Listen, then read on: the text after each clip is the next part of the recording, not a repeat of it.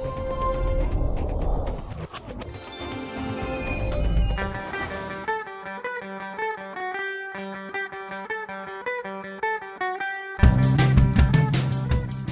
and welcome to this week's SentUAMessage, which marks a dramatic departure for the series as we won't be answering a single question. Oh no, is it finally time for us to unveil our dance extravaganza betwixt Sky and Earth Chapter 1, Primordial Roar? No, the pterodactyl love scene still needs a lot of work. No, the reason we won't be doing it is because we're fortunate enough to be joined by CEO of Gearbox Software, Randy Pitchford, who's going to be fielding your questions on Duke Nukem Forever, and if you're lucky, future Gearbox games. Oh, I wondered who that guy was on the screen over there. I assume we were finally being monitored by Microsoft, head of Microsoft, to ensure we didn't jeopardise the company's reputation any further.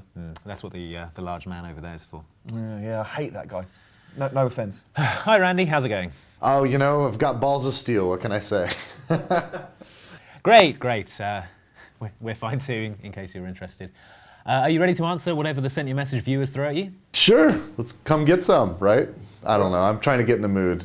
Right then, you asked for it. First up, Fatal X Euphoria wants to know if the recent delay to Duke Nukem Forever was a high-concept joke or a genuine hold-up. It was the real deal, man. You know, it's a big game, it's a complicated game, and when you're talking about creativity and you're talking about technology, there's a certain percentage of things that we plan to do that have some uncertainty into how long it'll take to complete.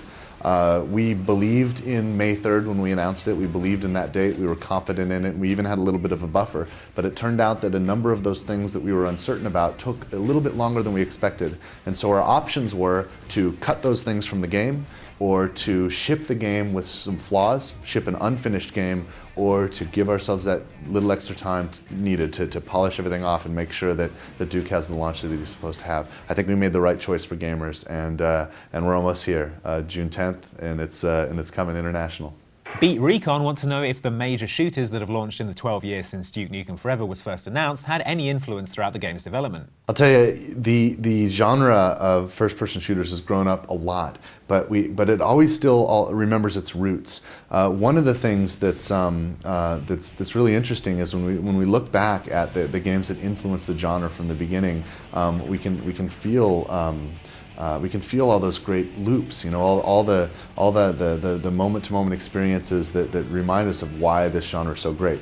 Our technology is better, our technique is better, everything from animation to fidelity to feedback and input is just so much stronger today. So of course Duke gets to take advantage of all these great innovations that we've had over the years.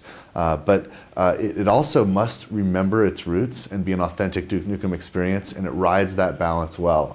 I've played the game a bunch of times, and let me tell you, the guys at 3D Realms, the guys that have been working all this time on the game, they were not slacking off. The experience that they crafted and the vision that these guys have brought forth was a brilliant one, and I love the game, and I'm really proud that I get to be a part of making sure it's delivered to all of us so we can all finally play it.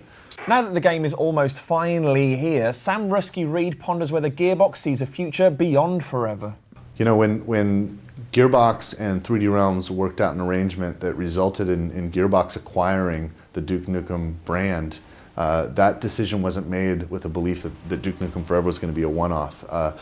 Duke is an icon in our game industry. He's important to all of us. Part of the reason why I committed myself and my studio to help bring Duke back is because I don't want to live in a world without Duke, and I don't think any of us do. Having said that, you have to understand, I'm responsible for shipping Duke Nukem Forever. So, what that means is I've got to dedicate every bit of mind share and every resource necessary to make sure that succeeds. And until we get the game in our hands, it's irresponsible for us to think about the future of Duke. Gender equality conscious Twitter fiend, the Bronze Twit, asks us what Duke Nukem Forever has for female gamers. I guess this.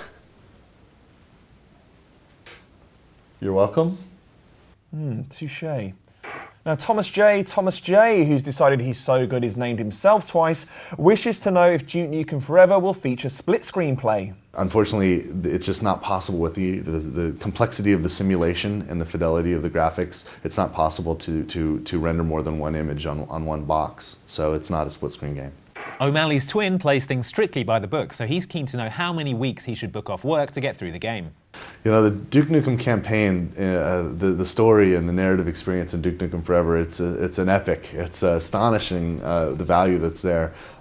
Fortunately, it is divided into chapters, so you can break your experience up if you want, but if you want to go straight through, it's going to be hard for you to do it in a single sitting. We're finding most of our play testers are taking between, fastest playthroughs are like 13 hours, when they're not speed runs, they're just trying to play the game. Most guys, it takes them about 15 hours to get through the campaign. So compared to what we're used to seeing, there's a lot of value there. Liam God88 gets the privilege of asking the obvious downloadable content question. Please humour him, Randy. The studio philosophy, when we love what we're doing, sometimes we can't stop. And you saw what we did with Borderlands. We supported Borderlands with great DLC and really went at it hard. We haven't announced anything as far as DLC for Duke Nukem Forever yet. We haven't even really planned it yet because we're finishing up the game. But I think it's a reasonable expectation that we're gonna invest in that. And obviously, when you think about the great multiplayer game that it has and this amazing campaign, there's going to be an interest in each of those things. So we'll look for ways to satisfy that and to offer more. I know that as developers, we can't wait to spend more time and expand on what's already there, and we'd love to offer that as DLC. But again, we haven't announced anything yet, and we will as soon as we make those plans. I think Randy's flagging a little. I'm not sure if he can handle the breakneck pace that we typically operate at. How you hanging in there, Randy? Think you can cope with more? Cope? Are you kidding? You're talking to me here. Like I can talk all day, clearly. So I say, come get some. Let's bring it on. You heard the man. All right, more questions. Yeah. He's answering everything, so we're just getting paid for like doing absolutely nothing. It's hilarious, yeah. Dan. What? Oh, Hairy Cargo wants to know if Duke Nukem is still voiced by the same actor who portrayed him in Duke Nukem 3D. Yeah, I know. It must be mad, isn't they? One of the great things about the character is all of his voiceover and his one-liners, and the actor John St. John that voiced Duke Nukem in Duke Nukem 3D lended his so much personality and so much character to the voice that, of course, John had to come back and do it, and we've had a blast working with John St. John. Raging Psych Zero has a yearning to fiddle about with the environment rather than shoot things, so he's quite keen to know exactly how much fiddling he'll be able to indulge in. We haven't shown anything. It's just scratching the surface what's in the trailers. It is a big, giant experience, and I doubt that most players will be able to even find all of the things that you can do in the game. I've talked about simple things like the pinball machine before, but in Duke Nukem 3D, you might have walked up to a pinball machine, pressed the button, and it would have made a couple of sound effects, and Duke might have said a one-liner. At Duke Forever, it's a fully featured pinball simulation. You could play for hours, and that's just one little tiny thing, and that stuff is all over the place in the game. Yeah, it's Yawn Baby wants to know what challenges Gearbox faced when acquiring Duke Nukem Forever in its unfinished state. It's always a challenge when you're diving into other people's stuff and seeing what's there and doing something with it. Fortunately, the guys at 3D Realms were passionate, committed, talented, and skilled game makers, and they did an incredible job. There's so much great content there. When we finally got in and looked at what existed, I felt like Indiana Jones, and I just opened the Ark. I mean, it was just insane what was in there.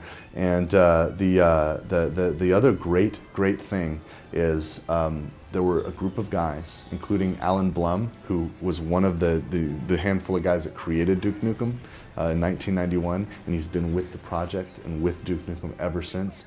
He didn't give up.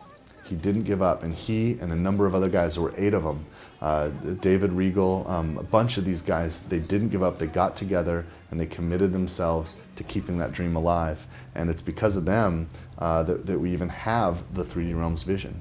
Dragon Ball villain Vegeta, whose first name disappointingly turns out to be Lee, wants to know when First Access Club members are going to be able to play the Duke Nukem Forever demo. One of the neat things about pre-ordering the game, or if you bought the Game of the Year edition of Borderlands, is you became a Duke Nukem First Access Club member, and we know that we expect entitlements to this. And in fact, one of them is you're going to get the demo. The First Access Club member people will be the only people that get access to the demo before the game launches.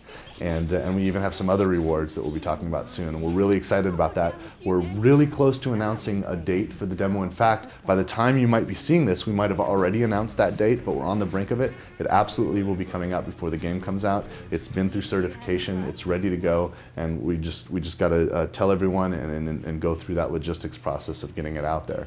Okay, enough Duke Nukem, Randy. when we told the viewers we'd be talking to you, they naturally wanted to know what else Gearbox has in the pipeline. Like Mallow Squisher here, who says, will there be a new Borderlands game? What's the point hiding it if it's going to happen? Everyone will find out anyway. Be the best CEO of a company and stop hiding things. Everyone will love you for it.